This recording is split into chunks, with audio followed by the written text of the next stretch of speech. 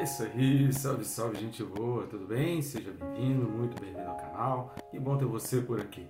A gente tem falado a respeito do tabernáculo, santo lugar, falamos do lugar santíssimo, e no lugar santíssimo tem a arca da aliança.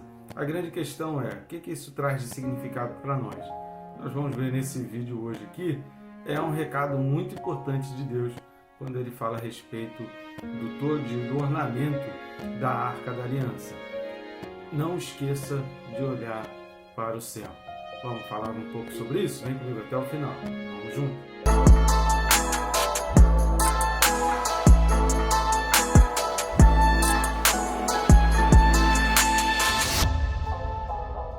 Bom demais, né? Só não esqueça de se inscrever no canal. Rápido e fácil. Você vai clicar no botão que está aí embaixo de se inscrever e pronto, você já vai estar inscrito no canal. Eu recomendo também clicar no sininho, que clicando no sininho você marca a opção todas e a cada vídeo novo você é notificado e fica por dentro de tudo que está acontecendo, todas as novidades aqui no canal. Todos os dias, segunda a sábado, estamos aqui colocando vídeo às 6 da manhã, comentando a respeito da palavra.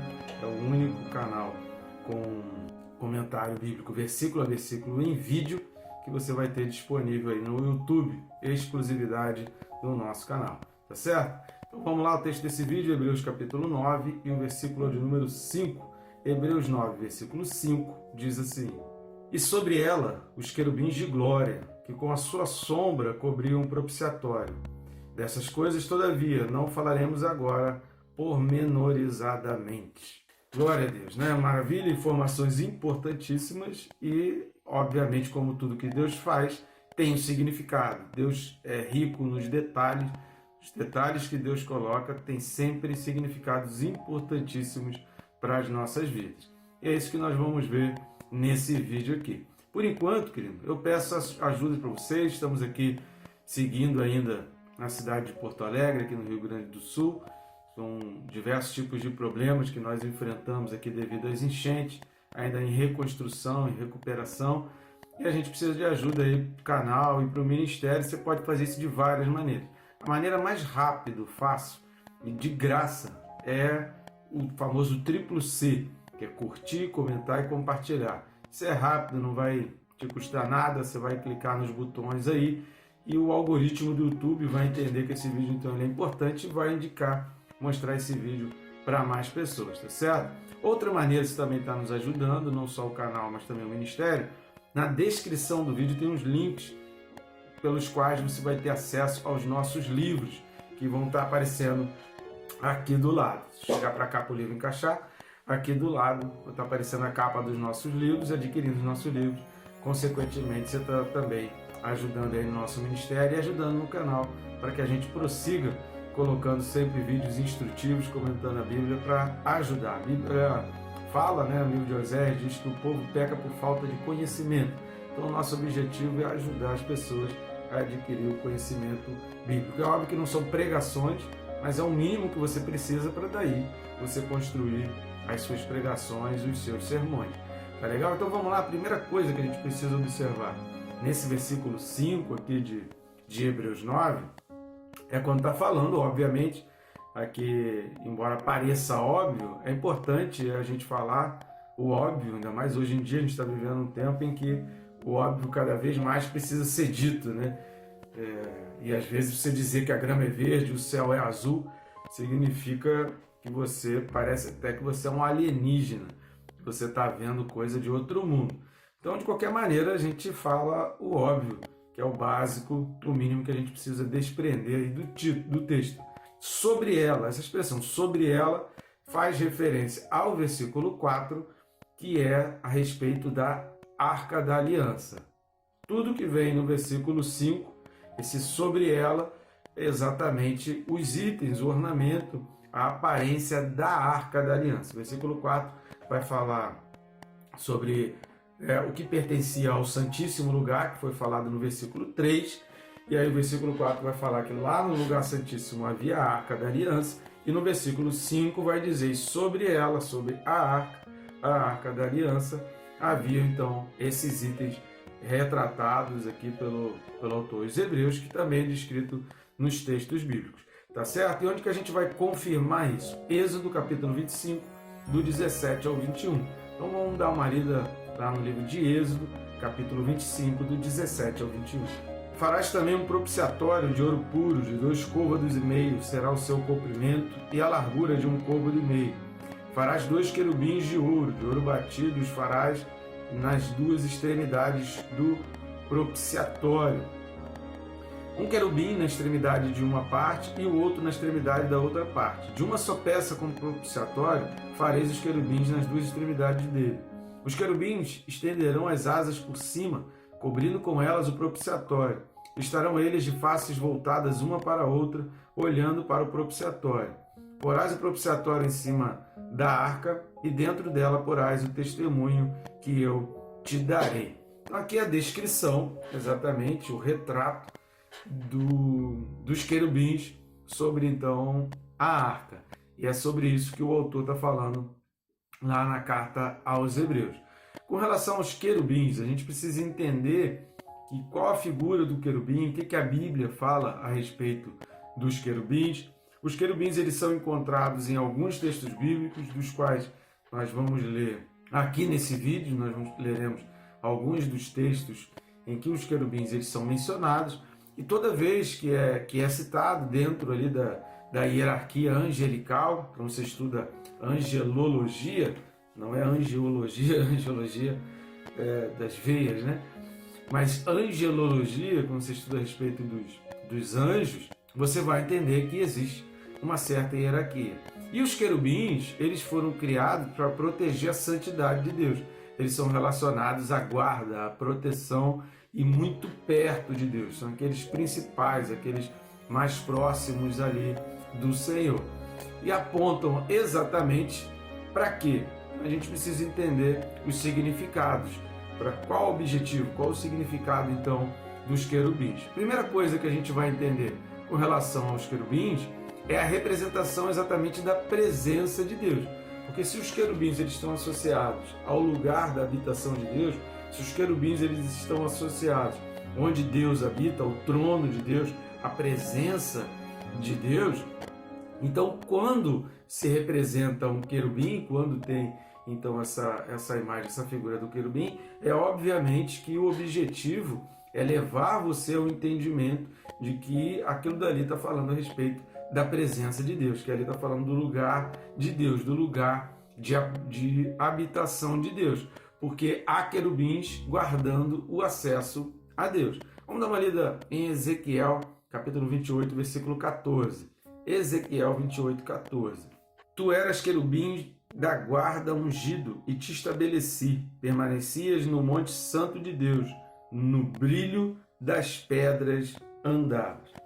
Esse texto de Ezequiel 14 está falando aqui a lamentação contra o rei Tiro, mas é óbvio que todas as características mencionadas aqui por Ezequiel não são de um rei, não está falando de algo físico, está falando de algo espiritual. Então aqui está falando do querubim, está falando de Lúcifer, está falando da queda de Satanás, está falando daquele momento angelical, e Ezequiel vai pegar o exemplo de Tiro, todos os profetas, seja eles pequenos ou os grandes, eles se utilizam disso, eles se utilizam do seu contexto histórico, da sua convivência, da sua vivência pessoal, e Deus vai, a partir disso, construir um cenário para que o profeta entenda o sentimento que está no coração de Deus. Todo profeta, ele passa por situações que retratam o sentimento de Deus. Por quê? Qual a função do profeta? A gente já falou em outros vídeos aqui, eu vou falar resumidamente, mas a gente tem outros vídeos, se você pesquisar aí sobre profetas ou sobre sacerdotes, por essas expressões aí no nosso canal, você vai encontrar a explicação mais detalhada disso. E, basicamente, a diferença do profeta para o sacerdote é a linha de comunicação. Por quê? O profeta, ele recebe do alto de Deus e passa para o povo uma mensagem. O sacerdote, ele recebe do povo a oferta, os pedidos, o pedido de perdão, e ele então leva para Deus. Então são caminhos inversos que vão fazendo. O sacerdote é da terra para o céu e o profeta é do céu para a terra.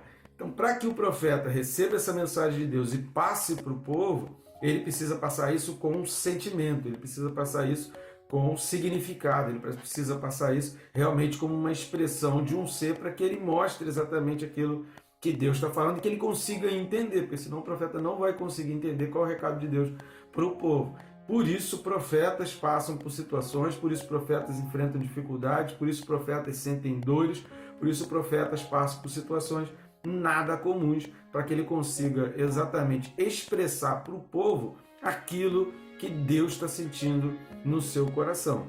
Ezequiel aqui estava vislumbrando todo aquele ambiente histórico, toda aquela situação em que ele estava vivendo ali, que o povo estava vivendo, exatamente para representar e trazer o recado de Deus a respeito do querubim que caiu, que hoje a gente conhece como Satanás, né, ou como Lúcifer, que é a expressão latina aí utilizada para falar a respeito desse querubim.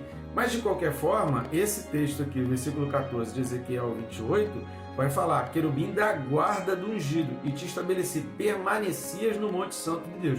O querubim, ele permanece no Monte Santo de Deus, o querubim, ele está ligado diretamente a Deus, o querubim, ele está muito perto a Deus. Então, falou em querubim, toda vez que tem essa expressão querubim na Bíblia, você já associa, opa, está falando algo a respeito do Monte Santo de Deus, está falando a respeito do lugar da habitação, está falando a respeito da presença, está falando a respeito do trono de Deus.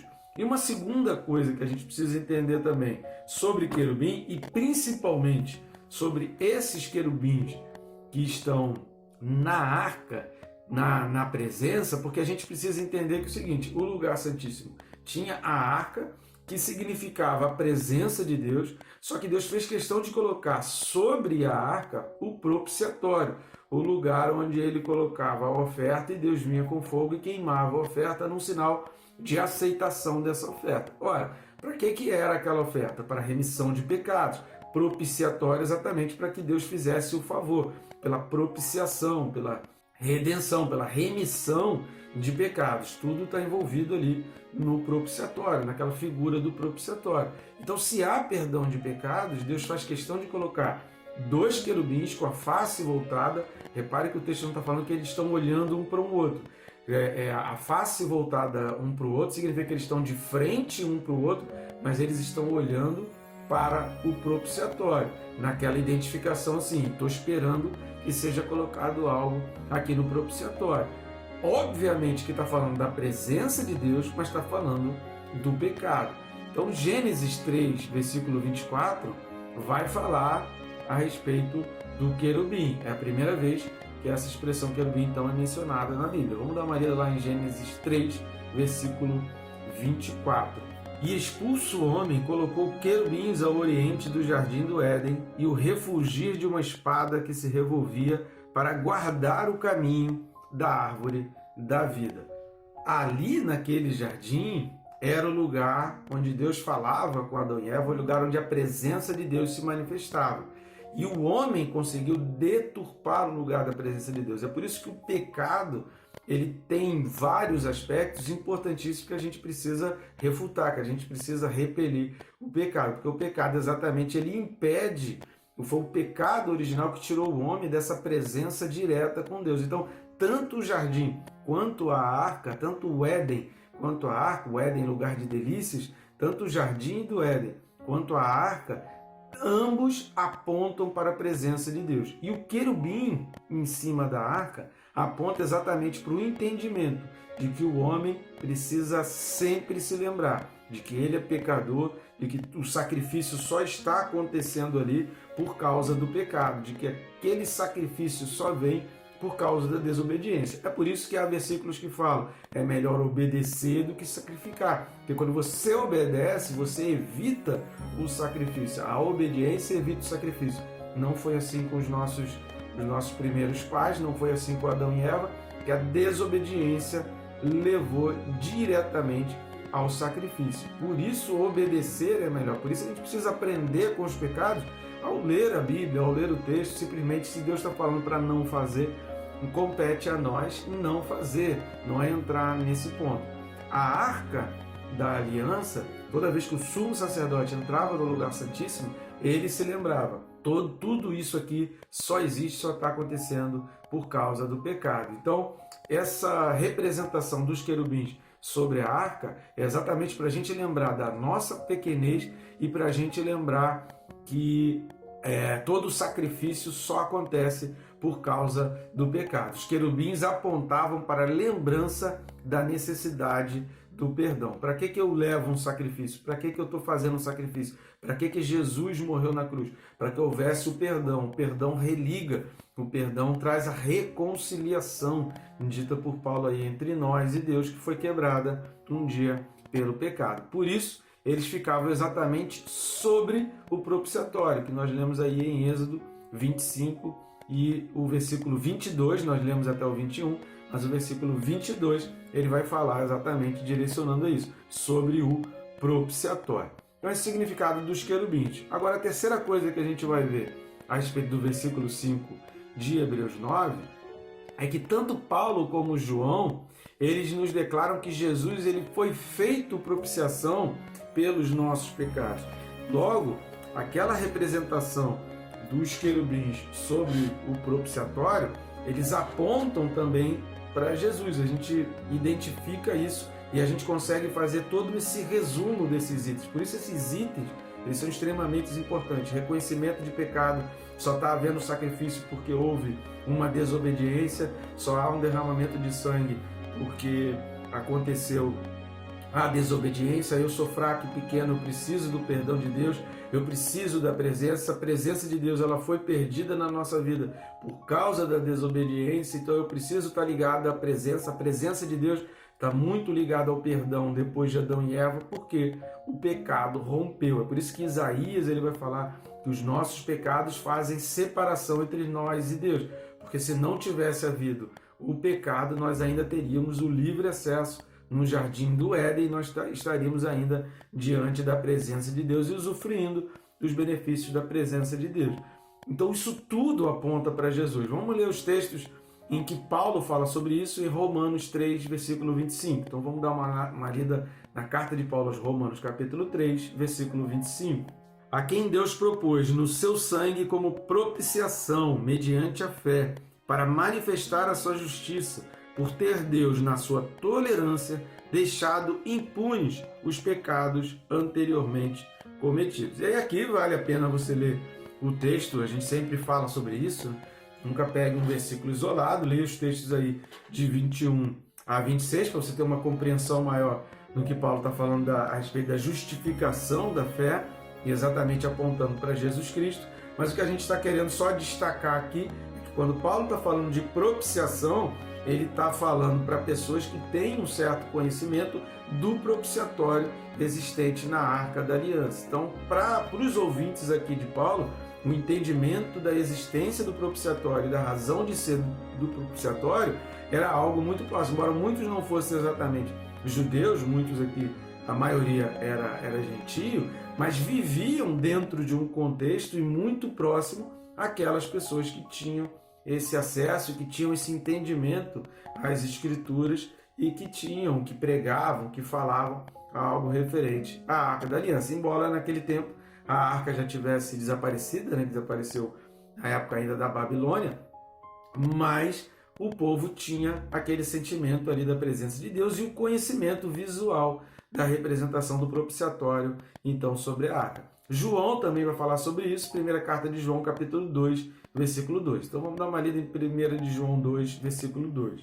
E ele é a propiciação pelos nossos pecados, e não somente pelos nossos próprios, mas ainda pelos do mundo inteiro. Ele é a propiciação pelos do mundo inteiro. Obviamente que só vai alcançar esse favor aqueles que reconhecem em Jesus o favor que Jesus fez. Lembrando sempre, querido, sempre isso. A gente nunca pode confundir, porque é muito comum. Pastor, eu já fiz isso várias vezes.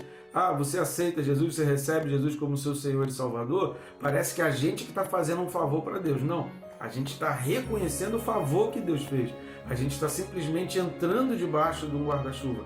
Então é Deus que nos aceita como pecadores. É Deus que na sua tolerância, como diz Paulo, nos aceita ali. Então eu preciso dizer para Deus, eu quero fazer parte, eu quero receber esse perdão, eu quero usufruir dessa presença e desse poder. Me aceita. Então, na realidade, a gente é que pede: Jesus, me aceita, eu peço perdão pelos meus pecados e eu quero ser aceito por ti. Então, a propiciação, o propiciatório da arca presente no lugar santíssimo, que isso, por que eu estou falando sobre isso? Porque isso é muito importante dentro daquele fio que faz parte de toda a construção da carta aos Hebreus, apontar todo aspecto do sacerdócio, da arca, da fé, dos profetas, apontar para Jesus Cristo. O autor faz questão de falar que, olha, a ótica, o óculos que a gente precisa usar para a gente entender tudo que está aqui nas Escrituras é a ótica de Jesus Cristo, porque todas as coisas precisam ser olhadas pela lente de Jesus Cristo. Aquilo que antes a gente via como sombra, lembra que a gente falou sobre isso aí na carta aos Hebreus, agora a gente consegue ver claramente. E por fim, querido, o autor aos Hebreus termina lá o capítulo 9, versículo 5, dizendo que não ia falar pormenorizadamente a respeito dos detalhes.